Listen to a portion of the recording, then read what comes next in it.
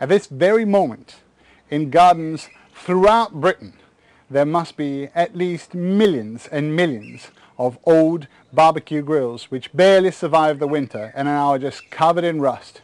So your options are spending ages with a Brillo pad trying to get all that rust off, drop down to your local hardware store and get a new one, or invest in one of these things you can get in a local supermarket.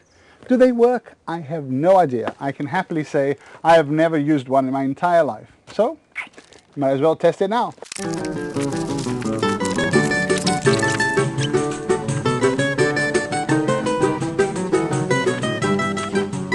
Well, the pack says 20 minutes, so that's obviously going to take quite a while to get going. So whilst this is going on, we can go and do some farofa.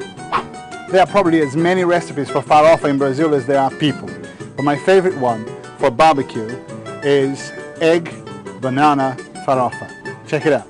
You start by just dropping butter in a frying pan, chuck your banana in there, and when the banana is nice and mushy, you drop a couple of eggs in there, swirl it around as if you were making a strange egg scrambled with banana. Before it gets totally cooked, you drop in this stuff, which is untoasted cassava flour, and swirl it around so it mixes up with the egg and the banana.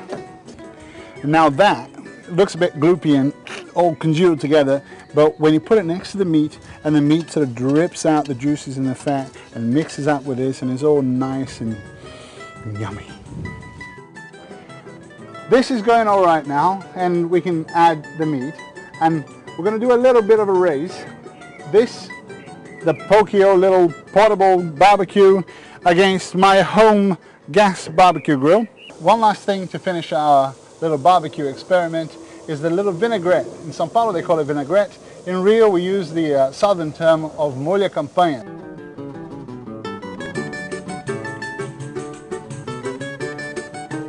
There you are, molho à campanha.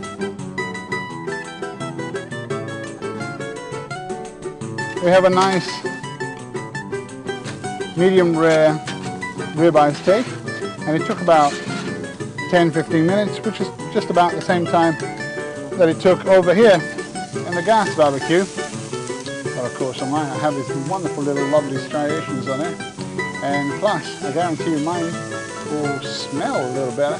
The verdict is probably they're okay if you have the time, and if you're really in somewhere that you can't get near a proper barbecue, like in the middle of a park or in somebody else's backyard. But otherwise, quite a lot of hassle for not a very good result.